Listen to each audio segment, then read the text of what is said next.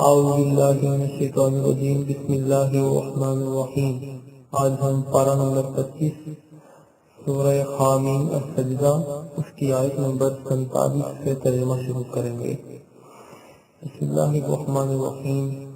الیہ یرد علم الساعة وما تحمل من ثمرات من اکمامها وما تحمل من انثى ولا تضع الا بعلمه ويوم يناديهم أين شركائي قالوا ألنك ما منا من شهيد۔ ترجمہ: قیامت کے علم کا حوالہ اللہ ہی کی طرف لگایا جاتا ہے، اور کوئی پھل اپنے غلاف سے نہیں نکلتا، اور نہ کوئی مادہ حاملہ ہوتی ہے اور نہ وہ بچہ جنتی ہے مگر اس کے علم سے۔ اور جس دن وہ انہیں ندا فرمائے گا میرے شریک کہاں ہیں،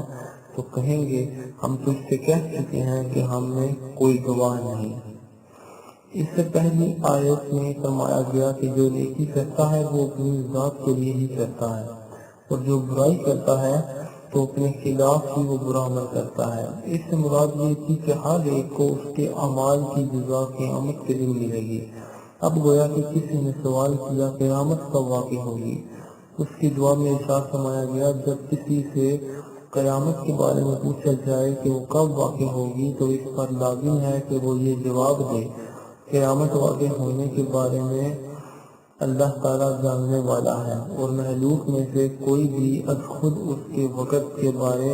نہیں جان سکتا۔ اور جب قیامت آ جائے گی تو اللہ تعالیٰ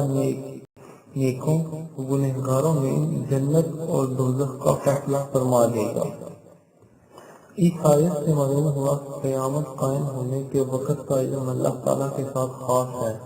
اسی کے بارے میں ایک اور مقام پر اللہ تعالیٰ ارشاد فرماتا ہے۔ ترجمہ: آپ سے قیامت کے متعلق سوال کرتے ہیں کہ اس کے قائم ہونے کا وقت کب ہے، تم فرماؤ اس کا علم تو میرے رب کے پاس ہے، اسے وہی اس کے وقت پر ظاہر کرے گا۔ وہ آسمانوں اور زمین میں بھاری پڑ رہی ہے، تم پر وہ اچانک ہی آ جائے گی۔ آپ سے ایسا پوچھتے ہیں گویا آپ اس کی تحقیق کر چکے ہیں، تم فرماؤ اس کا علم تو اللہ ہی کے پاس ہے، لیکن اکثر لوگ نہیں جانتے۔ علامہ احمد صابری رحمۃ اللہ تعالیٰ علیہ فرماتے ہیں قیامت قائم ہونے کے وقت کا علم اللہ تعالیٰ کے ساتھ خاص ہونا اس بات کی بنا نہیں ہے کہ رسول اللہ صلی اللہ علیہ وسلم اس وقت تک دنیا سے تشریف نہ لے گئے جب تک اللہ تعالیٰ نے آپ کو جو کچھ ہو چکا، جو کچھ ہو رہا ہے اور جو کچھ آئندہ ہونے والا ہے اس کا علم نہ عطا فرما دیا، اور اس میں قیامت قائم ہونے کے وقت کا علم ہے۔ البتہ آپ صلی اللہ علیہ وسلم نے لوگوں کو بتایا اس لیے نہیں کہ آپ صلی اللہ علیہ وسلم کو یہ علم چھپانے کا حکم دیا گیا تھا۔ آیت نمبر 48۔ وَضَلَّ عَنْهُمْ مَا كَانُوا يَدْعُونَ مِن قَبْلُ وَظَنُّوا مَا لَهُم مِّن مَّحِيصٍ۔ ترجمہ: اور جن کو وہ پہلے پوچھتے تھے وہ ان سے غائب ہو گئے، اور وہ سمجھ گئے کہ ان کے لیے کہیں بھاگنے کی جگہ نہیں۔ تفسیر: پہلے مشرکین دنیا میں جن بتوں کی عبادت کیا کرتے تھے وہ حشر کے میدان میں نہ ان کی سفارش کریں گے نہ ہی ان کی مدد کریں گے،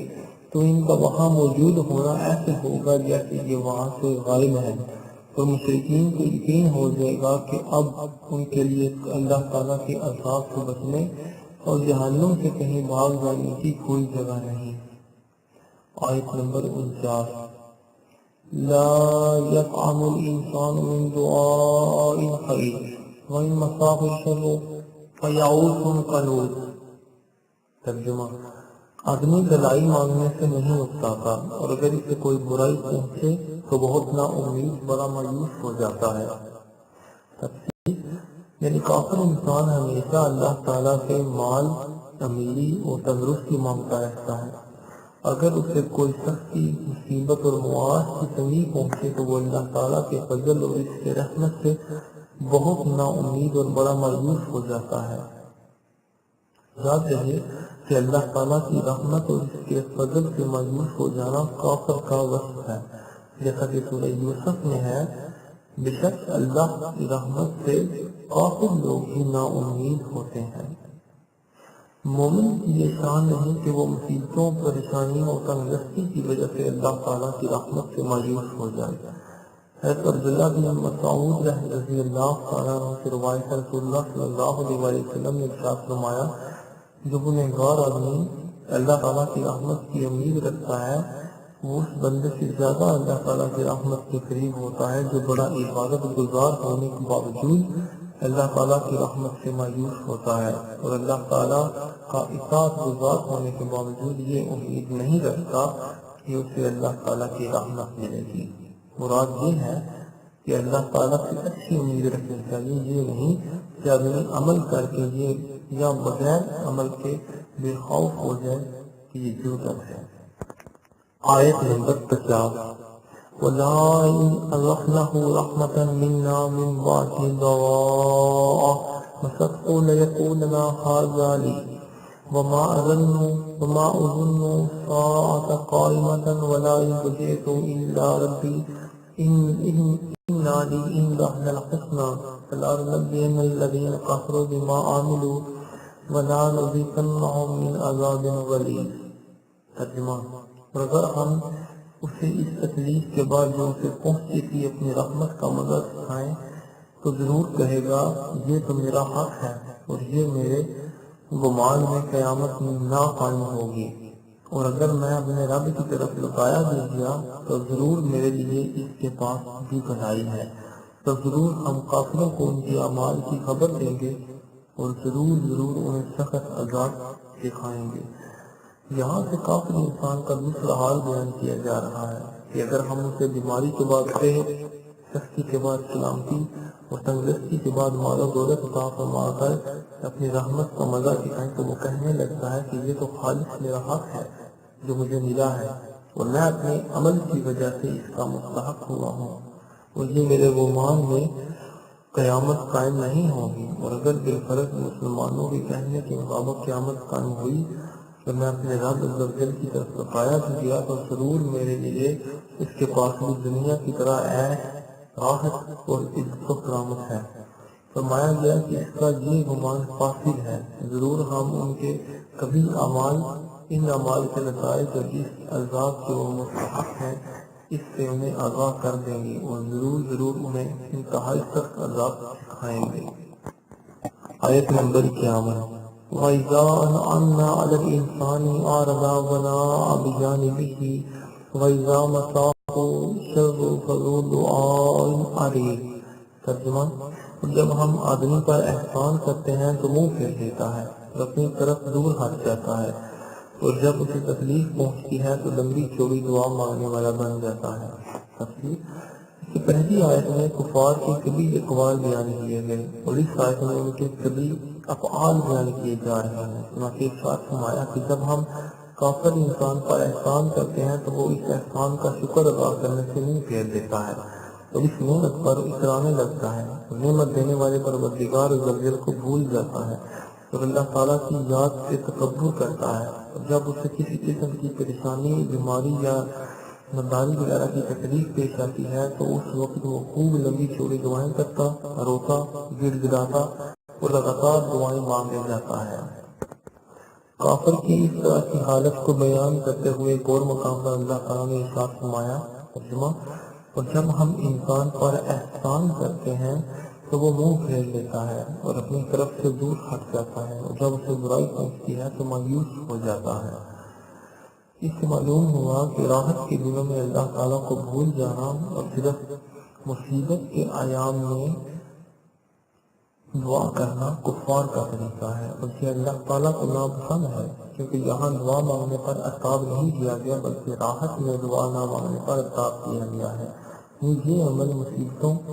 علام کے وقت مانگی جانے والی دعاؤں کے قبول نہ ہونے کا سبب بھی بن سکتا ہے، جیسا کہ حضرت ابو ہریرہ رضی اللہ تعالیٰ عنہ سے روایت ہے، رسول اللہ صلی اللہ علیہ وسلم نے ارشاد فرمایا، جسے یہ بات پسند ہو کہ اللہ تعالیٰ سختی اور مصیبتوں میں اس کی دعا قبول فرمائے تو اسے چاہیے کہ وہ صحت اور خوشحالی کی حالت میں کثرت سے دعا کیا کرے۔ لہذا مسلمانوں کو چاہیے کہ راحت میں، آسانی میں، تنگی میں، مشکلات میں، مصیبتوں اور دکھوں کے وقت اندر ہر حال میں اللہ تعالیٰ سے دعا مانگا کریں اور اس سلسلے میں کافروں کی روش پر چلنے سے بچیں۔ آیت نمبر 52 قل رأيتم إن كان من عند الله ثم كفرتم به من أضل ممن هو في شقاق بعيد۔ ترجمہ، تم فرماؤ بھلا دیکھو کہ اگر یہ قرآن اللہ کے پاس سے ہو پھر تم اس کے منکر بنو تو اس سے بڑھ کر گمراہ کون جو دور کی ضد اور مخالفت میں ہے۔ ارشاد فرمایا، اے پیارے حبیب صلی اللہ علیہ وسلم، آپ مکہ مکرمہ کے کافروں سے فرما دیجیے اگر یہ قرآن پاک اللہ عز و جل کی طرف سے نازل ہوا ہے جیسا کہ میں تم سے یہی بات کہتا ہوں اور قطعی دلائل سے یہ بات ثابت ہے کہ قرآن مجید اللہ کی طرف سے نازل ہوا ہے، پھر تم اس کے اللہ تعالیٰ کی طرف سے ہونے کا انکار کرو تو مجھے بتاؤ اس سے بڑھ کر گمراہ کون ہے جو دور کی ضد اور حق کی مخالفت میں پڑا ہوا ہے۔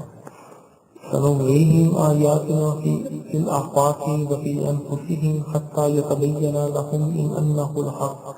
أَوَلَمْ يَكْفِ بِرَبِّكَ أَنَّهُ عَلَىٰ كُلِّ شَيْءٍ شَهِيدٌ۔ ترجمہ، ابھی ہم ان آسمانوں اور زمین کی وسعتوں میں اور خود ان کی ذاتوں میں اپنی نشانیاں دکھائیں گے یہاں تک کہ ان کے لیے بالکل واضح ہو جائے گا کہ بے شک وہی حق ہے۔ اور کیا تمہارے رب کا ہر چیز پر گواہ ہونا کافی نہیں؟ تفسیر، ارشاد فرمایا کہ ابھی ہم کفار قریش کو آسمانوں زمین کے وسطوں میں اور خود ان کی اپنی ذات میں قرآن کریم کی حقانیت اور اس کے اللہ تعالیٰ کی طرف سے ہونے پر دلالت کرنے والی اپنی نشانیاں دکھائیں گے یہاں تک کہ ان کے لیے بالکل واضح ہو جائے گا کہ بے شک قرآن ہی حق ہے اور یہ اللہ تعالیٰ کی طرف سے نازل ہوا ہے اور اس میں مرنے کے بعد دوبارہ زندہ کیے جانے، اعمال کا حساب لیے جانے اور ان کے کفر پر انہیں سزا دی جانے کا جو بیان ہوا ہے وہ بھی حق ہے۔ اور اے حبیب صلی اللہ علیہ وآلہ وسلم، کیا آپ کے رب عز و جل کا ہر چیز پر گواہ ہونا آپ کی سچائی کے لیے انہیں کافی نہیں؟ آفاقی نشانیوں کے بارے میں ایک قول یہ ہے کہ ان سے مراد سورج، چاند، ستارے، نباتات اور حیوان ہے کیونکہ یہ سب اللہ تعالیٰ کی قدرت اور حکمت پر دلالت کرنے والے ہیں۔ حضرت عبداللہ بن عباس رضی اللہ تعالیٰ عنہ فرماتے ہیں کہ ان نشانیوں سے مراد گزری ہوئی امتوں کی اجڑی ہوئی بستیاں ہیں جن سے انبیاء کرام علیہ السلام کو جھٹلانے والوں کا حال معلوم ہوتا ہے۔ اور بعض مفسرین نے فرمایا کہ ان نشانیوں سے مشرق اور مغرب کی وہ فتوحات مراد ہیں جو اللہ تعالیٰ اپنے حبیب صلی اللہ علیہ وآلہ وسلم اور ان کے نیاز مندوں کو عنقریب عطا فرمانے والا ہے۔ کفار کی ذات میں نشانیوں کی مراد یہ ہے کہ ان کی ہستیوں میں اللہ تعالیٰ کی صنعت اور حکمت کے لاکھوں دقائق اور بے شمار عجائبات موجود ہیں جن سے ظاہر ہے کہ ان چیزوں پر اللہ تعالیٰ کے علاوہ اور کوئی قادر نہیں۔ یا اس سے مراد یہ ہے کہ اللہ تعالیٰ نے بدر میں کفار کو مغلوب کیا اور ان پر قہر نازل کر کے خود ان کے اپنے احوال میں اپنی نشانیوں کا مشاہدہ کر دیا۔ یا اس سے مراد یہ ہے کہ مکہ مکرمہ فتح فرما کر ان میں اپنی نشانیاں ظاہر کرتے ہیں۔ آیت نمبر 14، الا انہم فی مریۃ من لقاء ربہم الا انہ بکل شیء محیط۔ ترجمہ، سن لو بے شک کہ کافر اپنے رب سے ملنے کے متعلق شک میں ہیں، خبردار وہ ہر چیز کو گھیرے ہوئے ہے۔ تفسیر، ارشاد فرمایا کہ سن لو بے شک یہ کافر اپنے رب عز و جل سے ملنے کے بارے میں شک میں ہے کیونکہ وہ مرنے کے بعد دوبارہ زندہ کیے جانے اور قیامت کے قائل نہیں ہے، اس لیے وہ اس میں غور و فکر کرتے ہیں، نہ اس کا علم رکھتے ہیں اور نہ ہی اس سے ڈرتے ہیں، بلکہ وہ ان کے نزدیک ایک باطل چیز ہے جس کی انہیں کوئی پرواہ نہیں، حالانکہ قیامت ضرور واقع ہوگی اور اس کے واقع ہونے میں کسی طرح کا کوئی شک نہیں ہے۔ انہیں خبردار ہونا چاہیے کہ اللہ تعالیٰ اپنے علم اور قدرت سے ہر چیز کو گھیرے ہوئے ہے،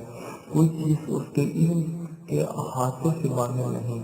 اور اس کو معلومات کی کوئی انتہا نہیں، تو وہ انہیں ان کے کفر اور اپنے رب عز و جل سے ملنے کے متعلق شک کرنے پر سزا دے گا۔ اس آیت میں بیان ہوا ہے کہ کفار آخرت کے بارے میں شک میں ہیں، البتہ کچھ مسلمانوں کی عملی حالت بھی یہی ظاہر ہوتا ہے کہ وہ بھی آخرت کے بارے میں دھوکے کا شکار ہیں، جیسا کہ امام محمد غزالی رحمۃ اللہ علیہ فرماتے ہیں، شیطان آخرت کے بارے میں شک ڈال کر اس کے ذریعے دھوکہ دیتا ہے، اور اس کا علاج یا تو تقلیدی یقین ہے یا باطنی بصیرت اور مشاہدہ ہے۔ اور وہ لوگ جو اپنے عقائد اور زبان سے مومن ہیں، جب وہ اللہ تعالیٰ کے احکامات کو ضائع کر دیتے ہیں، نیک اعمال کو چھوڑ دیتے ہیں اور خواہشات اور گناہوں کا لباس پہن لیتے ہیں، تو اس دھوکے میں وہ بھی کفار کے ساتھ شریک ہو جاتے ہیں، کیونکہ انہوں نے دنیا کو آخرت پر ترجیح دی۔ البتہ مومن کا معاملہ ذرا ہلکا اور آسان ہے، کیونکہ اس کا ایمان اسے دائمی عذاب سے محفوظ رکھتا ہے، لہذا وہ جہنم سے نکل جائیں گے اگرچہ کچھ وقت کے بعد۔ لیکن دھوکے میں یہ بھی ہے، انہوں نے اس بات کا اعتراف کیا کہ آخرت دنیا سے بہتر ہے، لیکن اس کے باوجود وہ دنیا کی طرف مائل ہوئے اور اس کو ترجیح دی، اور کامیابی کے لیے محض ایمان کافی نہیں ہے۔ اللہ تعالیٰ ارشاد فرماتا ہے، ترجمہ، اور بے شک میں اس آدمی کو بہت بخشنے والا ہوں جس نے توبہ کی اور ایمان لایا اور نیک عمل کیا اور پھر ہدایت پا رہا۔ اللہ تعالیٰ ارشاد فرماتا ہے، ترجمہ، بے شک اللہ کی رحمت نیک لوگوں کے قریب ہے۔ پھر نبی کریم صلی اللہ علیہ وسلم نے ارشاد فرمایا، احسان یہ ہے کہ اللہ تعالیٰ کی عبادت اس طرح کرو گویا تم اسے دیکھ رہے ہو۔ اور اللہ تعالیٰ ارشاد فرماتا ہے، ترجمہ، زمانے کی قسم، بے شک آدمی ضرور نقصان میں ہے، مگر جو ایمان لائے اور انہوں نے اچھے کام کیے اور ایک دوسرے کو حق کی تاکید کی اور ایک دوسرے کو صبر کی نصیحت کی۔ تو پورے قرآن پاک میں مغفرت کا وعدہ ایمان اور نیک عمل سے منسلک ہے، صرف ایمان کے ساتھ نہیں۔ تو وہ لوگ بھی دھوکے میں ہیں جو دنیاوی زندگی پر مطمئن اور خوش ہیں، اس کی لذت میں ڈوبے ہوئے اور اس سے محبت کرنے والے ہیں، جو صرف دنیاوی لذت کے فوت ہونے کے خوف سے موت کو ناپسند کرتے ہیں۔ اللہ تعالیٰ انہیں ہدایت اور عقل سلیم عطا فرمائے اور کثرت سے نیک عمل کر کے اپنی آخرت کی تیاری کرنے کی توفیق عطا فرمائے۔ آمین۔ آمین۔